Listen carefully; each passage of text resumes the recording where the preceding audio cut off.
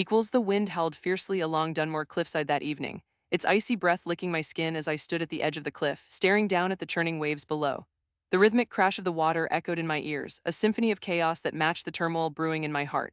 I was Clara Wells, a woman shaped by relentless ambition and bruised by betrayal, and I had returned to this rickety little town to settle an old score. As I clutched my sweatshirt tighter around me, the salty air mingled with the scent of wet earth, and I closed my eyes, allowing the memories to wash over me like the tide. Clara, is that you? The familiar, sweet voice pulled me from my reverie. I opened my eyes to see Lily Hastings, my childhood friend, scrambling up the rocky path toward me. Her golden hair flew around her like a wild halo, catching the last rays of the setting sun. I had not seen Lily in years, but she had always been a comforting constant against the storm of my life. Lily, I replied, forcing a smile while the storm inside me raged on. What brings you up here? I thought everyone had forgotten about this place. Oh, Clara, you know how it is. She reached me, her breath coming in little bursts, and I could see the warmth in her blue eyes doing battle against the chill of the evening. Some of us still remember the beauty of Dunmore. Come on, let's sit down. She motioned to the weathered bench that had been here since our childhood, which was now covered in patches of moss. The wood creaked under our weight as we both settled in, the wind whipping around us in a turbulent embrace. I never wanted to leave, I admitted, the truth weighing heavy in my chest. But I had to, there were things I thought I could never face again. Lily turned toward me, her expression shifting to one of concern. You mean him, Jacob? The mere mention of his name sliced through me, sharp and relentless, but I nodded nonetheless. He's still here, you know, people say he's changed, that he's made something of himself. A big shot lawyer now. Right, that's what they keep saying, I replied, bitterness coating my words like black paint. But some things don't change, do they? Burying the past doesn't mean it disappears. She frowned and brushed a loose strand of hair behind her ear. Clara, it's been years, maybe it's time to let it go. Let it go. I laughed, but the sound came out more like a strangled sob. You don't even know what he did to me, Lily. It wasn't just a bad breakup, it was betrayal at its worst. He tore down everything I had worked for with one lie. My voice trembled, uncertainty creeping in. I could feel the anger welling up inside me again, tinged with the haunting memories of those days when loyalty had turned to ashes. Clara, listen, Lily said softly, grasping my hand. You're back now.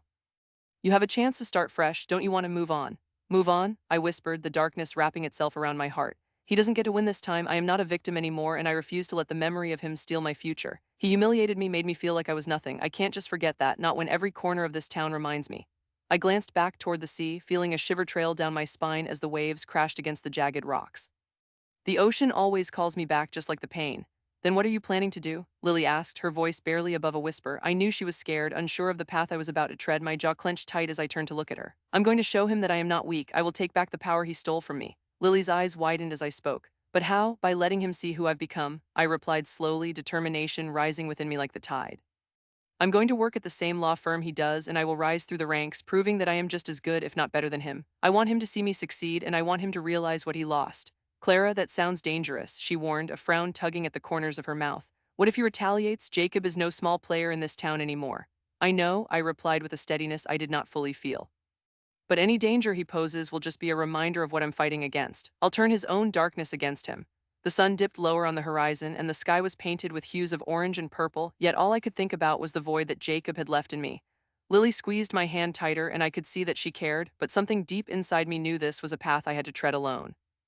As we sat there, the wind carrying secrets from the sea and whispers of memories long forgotten, I felt a flicker of hope igniting in the depths of my heart. I was reclaiming my narrative, the chaos swirling around me only fueling my resolve. I want him to know what it feels like to lose everything just like I did. Clara, Lily said gently, a hint of fear still apparent in her voice, just promise me one thing, do not let this consume you. Revenge can poison your soul if you're not careful. Believe me, Lily, I looked her straight in the eyes. This isn't just revenge, it is about proving to myself that I am worth fighting for. I refuse to sit idly while he struts around like he owns this town while I'm haunted by our past. I will show him that you can't just walk away from your mistakes like they never happened. The silence between us grew heavy, filled with unspoken fears and dreams.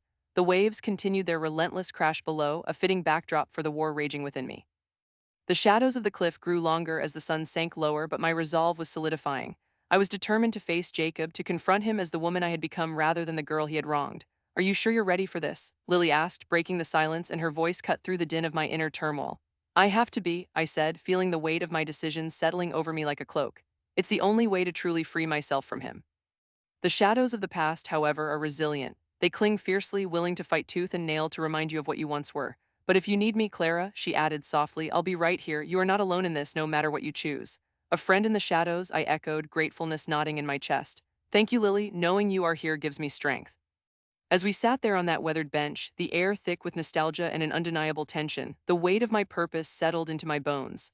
I turned to watch the last vestiges of light disappearing below the horizon, and the darkness enveloped me like a shroud. But in that very darkness, I found a flicker of courage, illuminating a path I had waited long to tread.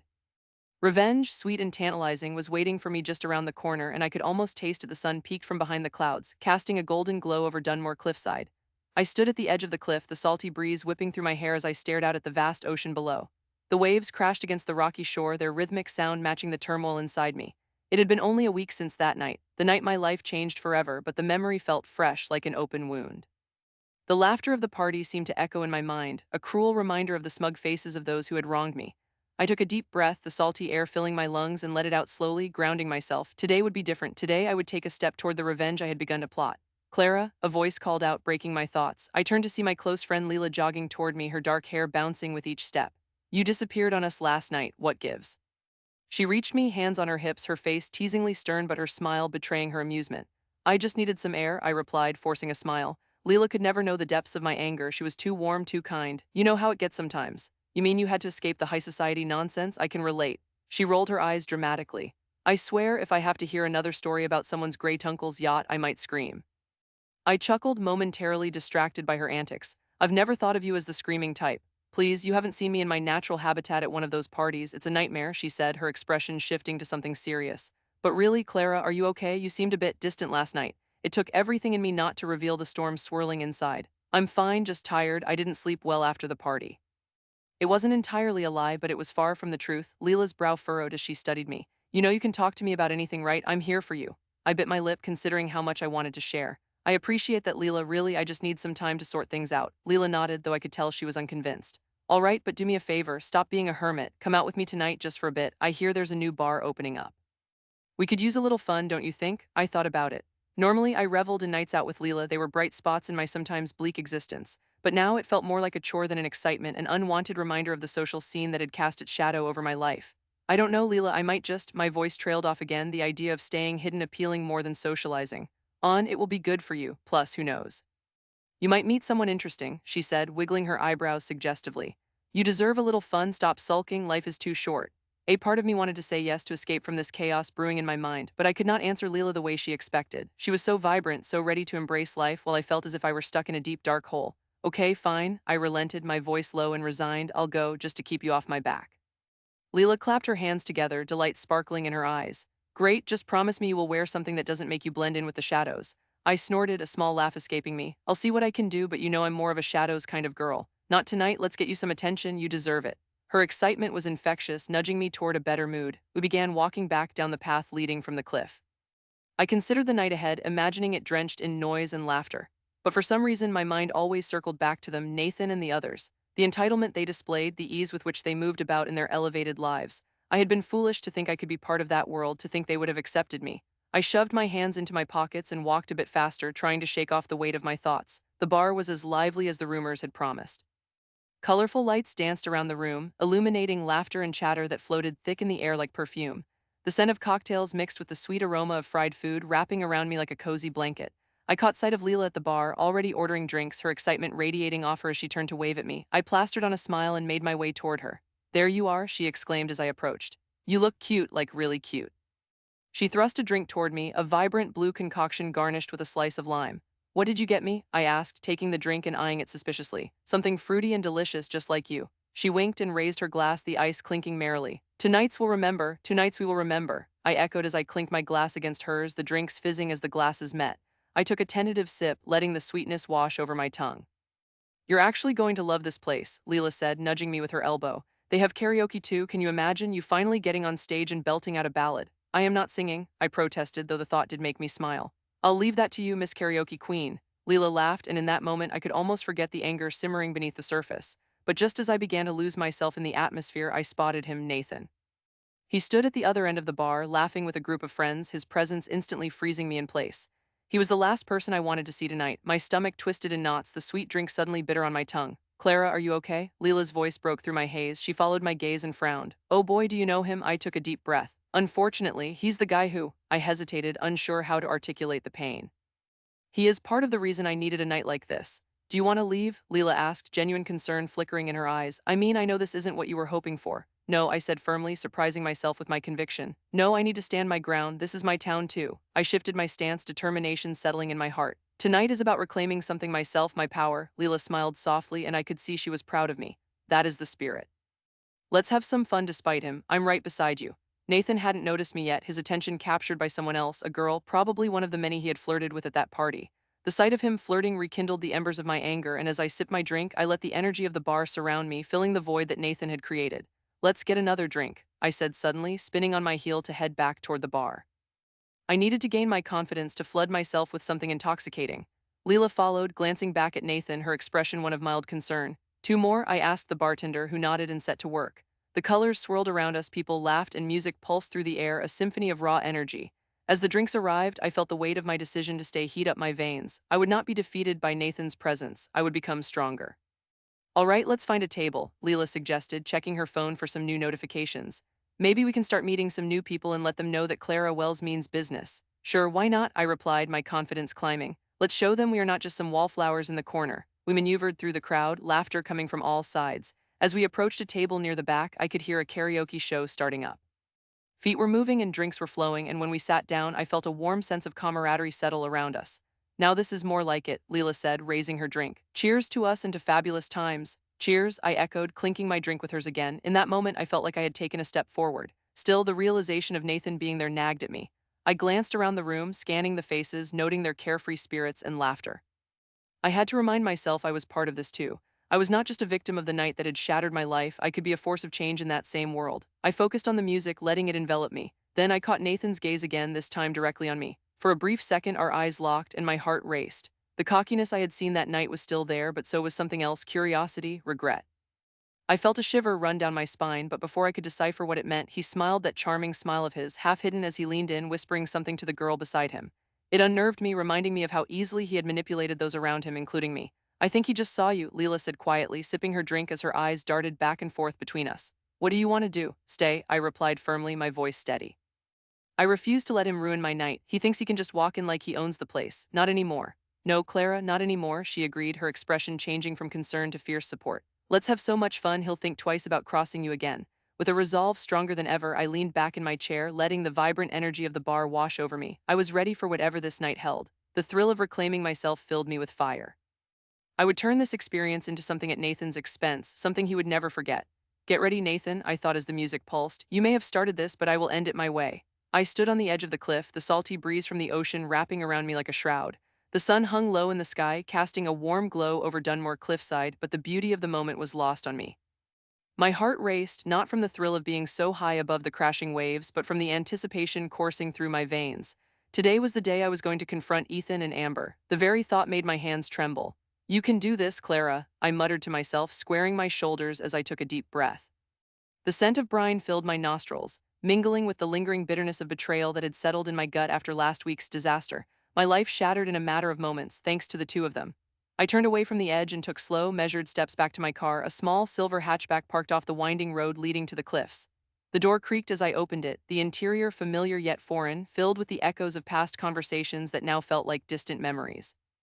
I gripped the steering wheel tightly, my knuckles white as I replayed the events of the last few months in my mind.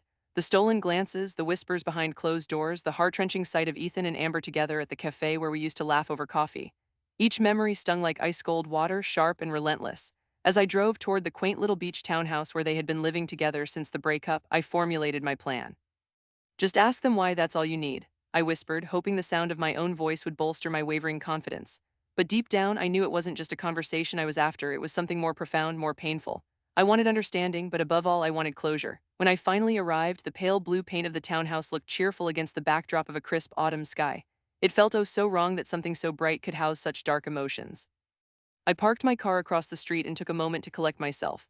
You're not the victim, you're a force to be reckoned with, I reminded myself, squeezing out all doubt as I stared into the rearview mirror and fixed my hair. I would not let my facade crack. Nobody would see my pain. I climbed out of the car and walked to the front door. Every step felt heavier than the last, like lead weights were attached to my feet.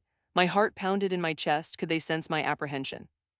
Would they answer my questions or toss my feelings aside like they had so many times before? I could almost hear Amber's laugh ringing in my ears, carefree and light as if nothing was wrong. I inhaled sharply, then knocked. The sound echoed in the stillness, and I felt an uneasy flutter in my stomach. Moments felt like hours before I heard footsteps behind the door. I could see shadows moving, and when the door swung open, the air around me thickened. Amber stood there, her hair perfectly styled, a bright smile on her face that immediately deepened my anger. "Clara, what a surprise, come in," she exclaimed, voice full of cheer, as if we were old friends meeting for coffee instead of the scene of an impending confrontation. "Thanks," I replied, my voice barely a whisper as I stepped inside, forcing a smile that felt like a mask. The warm smell of vanilla candles and fresh flowers greeted me, clashing with the anger that bubbled beneath my skin. The space felt cozy and inviting, yet I could hardly focus on anything but the glaring moments that lay ahead. Ethan appeared from the kitchen, a towel draped over his shoulder, glistening droplets of water adorning his tan skin. My heart leaped and then plummeted at the sight of him. "Clara, hey, what's up?" His smile was bright, but I could see a flicker of something else in his eyes. Was it guilt? Did he know the turmoil I felt? "Hey, Ethan," I managed, injecting a sense of casualness into my words that I didn't feel. "I just wanted to talk." "Sure, of course, what's on your mind?" He leaned against the kitchen counter, folding his arms with casual confidence, but I could see the tension in his posture, the clenching of his jaw that told me he was bracing himself. Amber chimed in, a mocking lilt in her voice. "Well, this is a surprise. Clara, why don't you come sit with us? We were just about to have some lemonade. It's a beautiful day." "Actually, I think I would prefer to stand," I replied, my gaze darting between the two of them. I could feel the walls closing in, the air thick with unsaid words. "Okay, suit yourself," Amber said, the corners of her mouth curving upward as she watched me, her expression deceptively innocent. "So what do you want to talk about?" I gulped, the lump in my throat almost choking me. They both stood so relaxed while my heart raced like a caged bird desperate for freedom. "I want to know why," I blurted out, my voice rising with each word. "Why you both thought it would be okay to betray me like this." Ethan straightened his back, a flicker of surprise passing across his face. "Betray you, Clara? It's not. Not what, Ethan? Not betrayal? You were my boyfriend, and Amber my best friend. How can you both just act like I don't exist?" I was yelling now, my voice trembling as the dam holding back my emotions threatened to burst. I felt the heat rise in my cheeks, but I didn't care. I needed them to listen, to feel at least a fraction of the hurt they had caused. "Whoa, calm down," Amber interjected sharply, and her cool demeanor only fueled the fire within me. "We didn't mean to hurt you. We fell in love, Clara. It just happened." "Fell in love?" I echoed, my voice dripping with disbelief.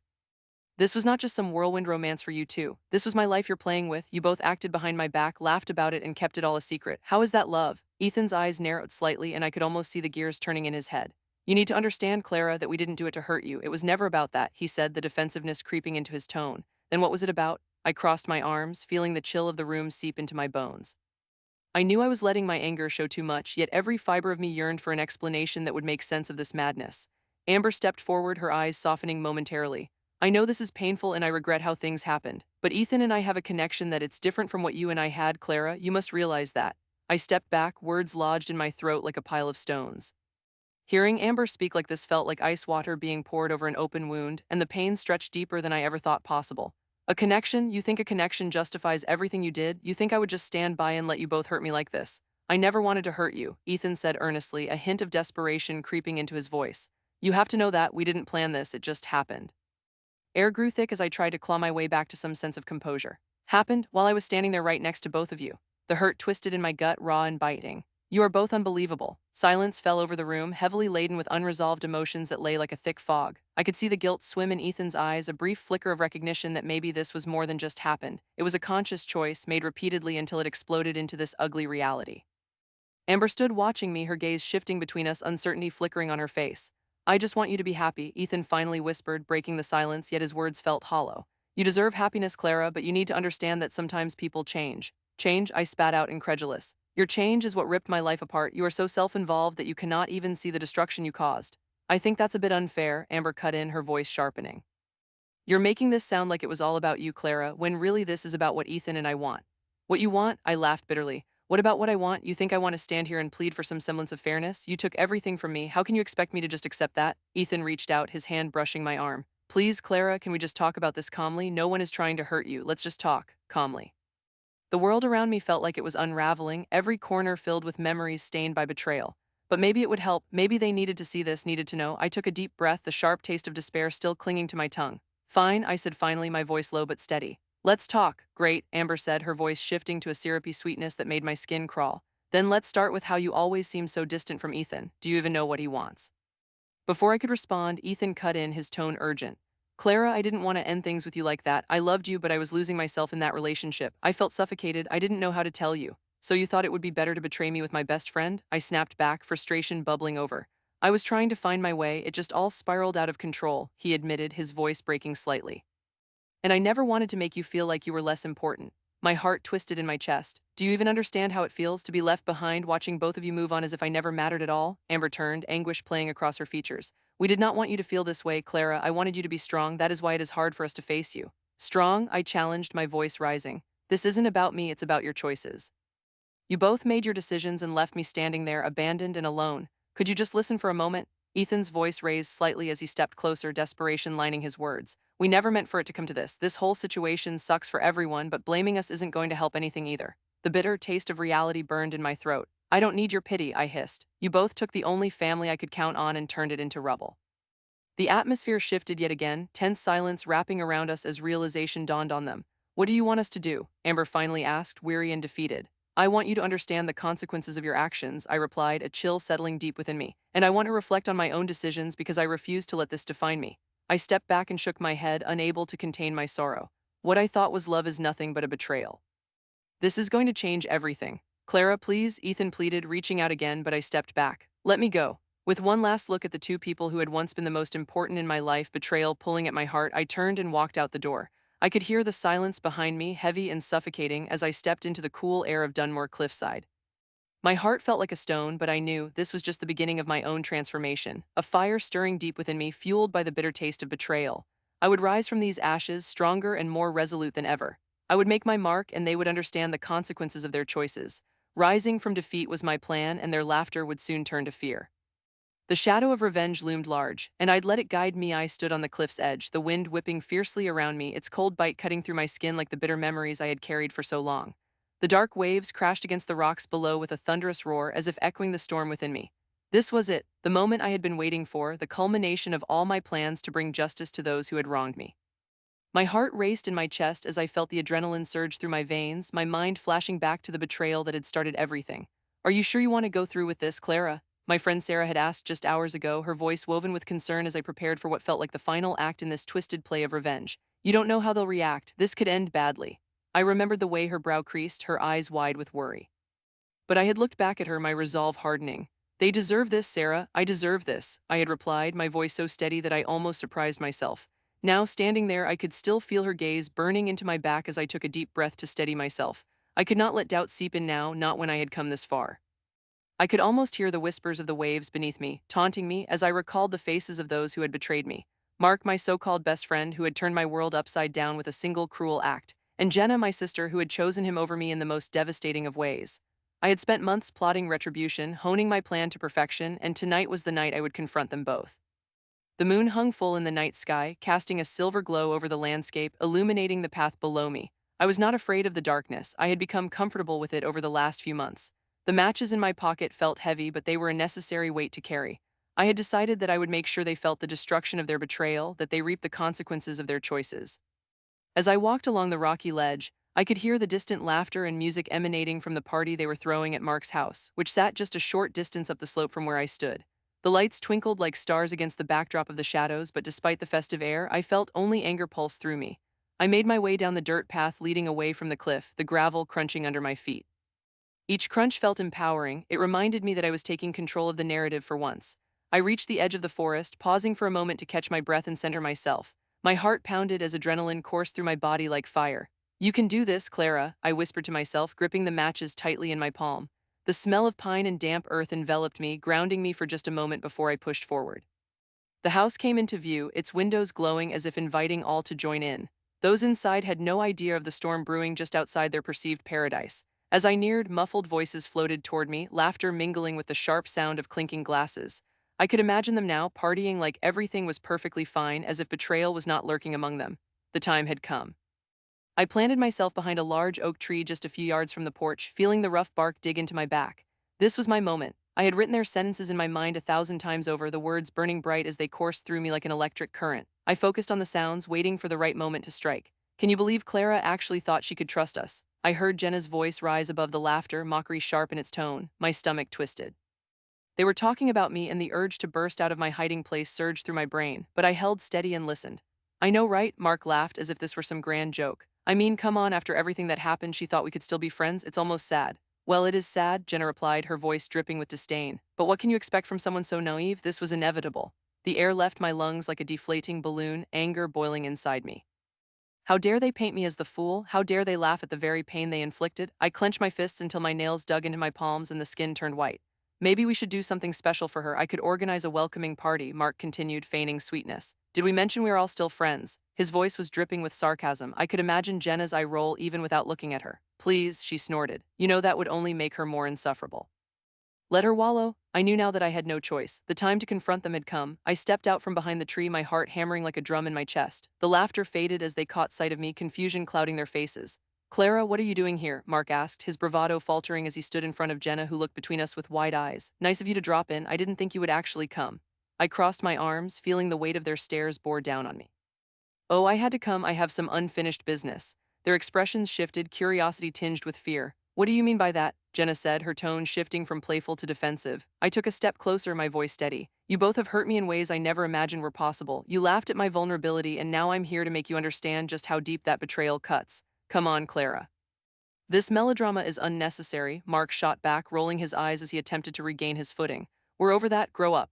I could feel the fire rising within me. Over that, you think I can just erase what you did, that I can forget how you both conspired against me? You're being dramatic, Jenna snapped, crossing her arms defensively. You have no idea what you are talking about. I do know, you think I do not see you, I see everything.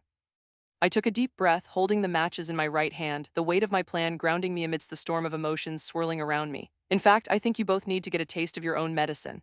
The colors in their faces drained as they began to comprehend the weight of my words. What do you mean? Jenna stammered, and for a moment I almost felt sympathy for her. Almost. I mean, I am not leaving here until you understand the consequences of your actions.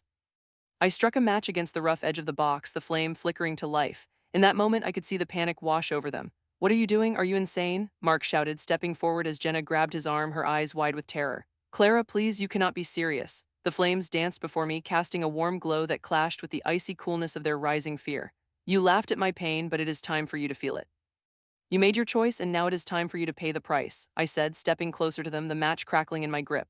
No, you are being stupid, put that down. Mark's voice cracked, and I could feel a surge of power at their fear. Too late for that, you had your time, and now it is mine.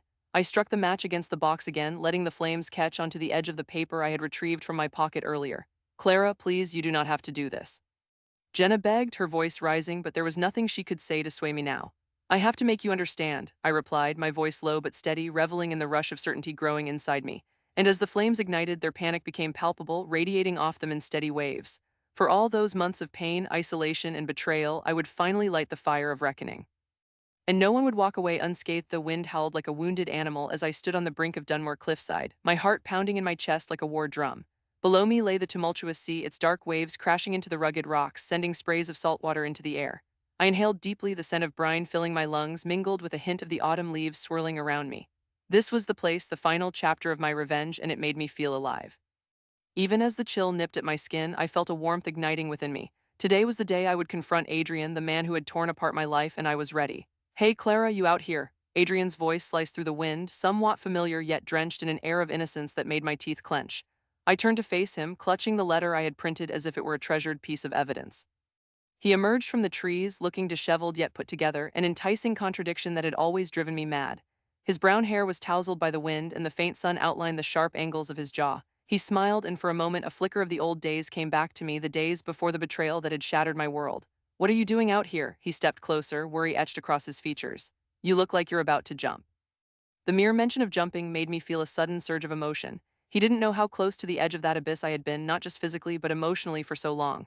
Just enjoying the view, I said, trying to mask the tremor in my voice. My stomach churned, mixing excitement with a fear that felt all too tangible. He raised an eyebrow, questioning my words like he always did.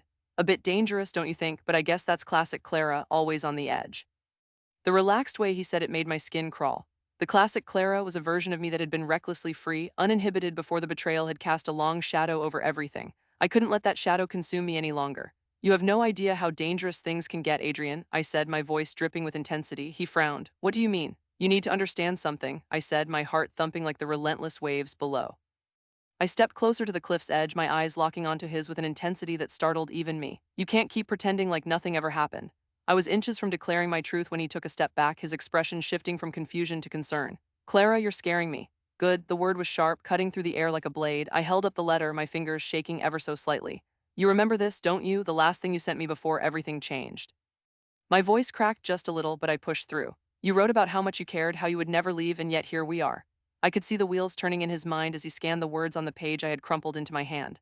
You didn't mean to hurt me or you didn't mean to leave. Those two things don't add up, Adrian. My voice rose, twisting with the emotions he had sparked so long ago. The wind whipped around us, almost echoing my escalating fury. I took a deep breath, the salty air filling my lungs and stealing my resolve. Do you know what it feels like to trust someone completely only to have them shatter that trust? Do you get how much that hurts? He looked down, unable to meet my fierce gaze. I know I messed up, Clara. I was stupid. I should have fought harder for you. His voice was laced with a sincerity that flitted like a moth to a flame. I almost wanted to believe him. But you didn't fight, you walked away. The hurt in my chest flared like a scar that refused to heal. You chose her. I know I made a terrible mistake. He stepped forward, reaching out as if he might pull me back into the warmth of his arms. The thought of it sent shivers down my spine, warmth interwoven with betrayal. The truth is, I thought I could just slip away, change my life, and forget everything that happened between us. But I was wrong. I never stopped caring about you, he said, his voice dropping to a whisper as he approached the edge beside me. Does she know that? I shot back, and his eyes widened in surprise. What? Does she know you still think about me, that our memories haunt you? Anger bubbled from my throat like hot magma ready to spill out. Or is she simply the safer choice for you, the path of least resistance? Adrian looked horrified, and I could see the guilt washing over his features.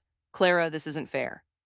You can't just hold that against me. Oh, but I can. I have every right to make you feel what I felt. I've been in a cage made of your loyalty, and now it's time for that cage to break. My breath came quicker as I felt the weight of my emotions cascading over me. You think you can just come back and say you're sorry and that makes everything all right? It doesn't. It's too late for apologies. What do you want from me then? His desperation hung in the air between us. What makes you think I'm the one who has to give you answers? I stepped away from him slightly. You took everything from me. I want to see you acknowledge what you did and how it changed me. I could feel my heart oscillating between anger and pain. Adrian shook his head, frustration beginning to seep into his posture. You need to understand, Clara, I never meant for any of this to happen. It's not all on me. Guilt chased behind his words, taking minor steps toward the truth he was reluctant to admit. I know it takes two to create a mess, Adrian. I see your guilt, but this isn't about you anymore. It's about me. For a moment, I felt raw and exposed, like a wound that still throbbed long after it should have healed. You didn't allow me to grow beyond your lie. You buried me under a weight I could not carry. The silence that followed was thick, almost tangible, as we both stared into each other's eyes, evaluating the depth of our scars. Tell me what I can do, he finally said, his voice barely a whisper, the conviction of a man on the edge of remorse. How do you expect me to forgive you when every time I look at you I see a ghost of what could have been? I had never harshly voiced those feelings, but they hung between us now like a forbiddance. Adrian's hands trembled slightly as he crossed them over his chest defensively. I don't want you to hate me, Clara. You were my best friend. You are my best friend. Those words struck me as painfully as a stone thrown against fragile glass. You think friendship is enough when it was everything we had, our trust, our dreams, our plans? You threw them all away. I know that now, he murmured, looking out over the cliff as if gathering a little courage from the sea.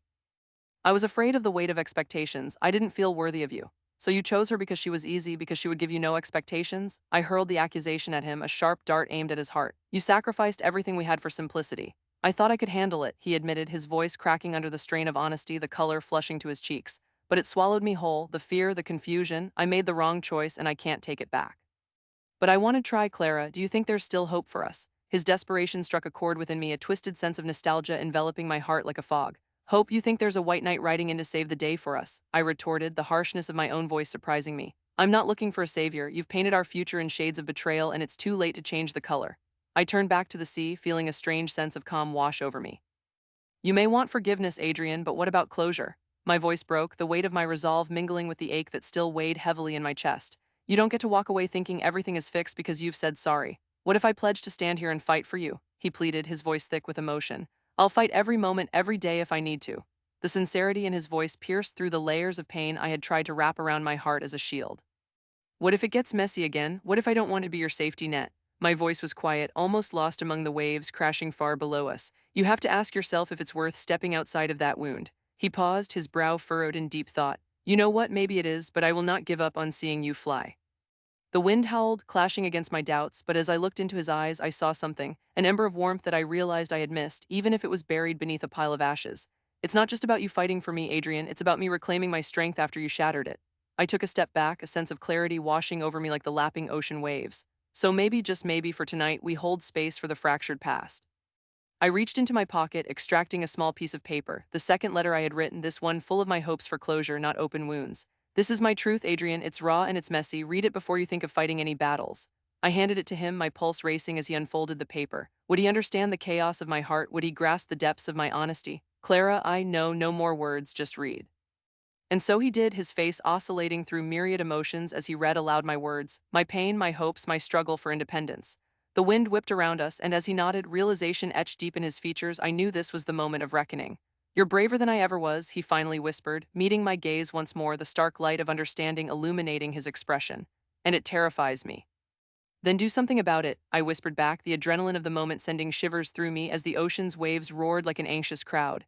With one last glance over the vast churning waters, I felt tethered to my own resolve. We were both scared, weren't we? I said softly, too scared to take the risks. Yes, we were, he replied, a least reserved honesty trembling in his voice. But I stand here offering you my change, steadfast and willing to work toward rekindling whatever warmth is left between us. I drew in a shaky breath as the warmth of his words mingled with my emotions. Just know that fear will always exist, Adrian, but it doesn't have to dictate our lives anymore. The call of the waves roared louder as if underscoring our agreement over the relentless depth of our past scars. I will fight for you, for us. This time I promise to be your champion. I closed my eyes, letting the sounds of the sea wash over me as I finally opened the door to whatever future lay ahead. The edge of the cliff felt less like a precipice of despair and more like a pathway into the unknown, a chance for both of us to rise, together or apart, but with an understanding that no matter the outcome, the echoes of change would continue to reverberate in our hearts.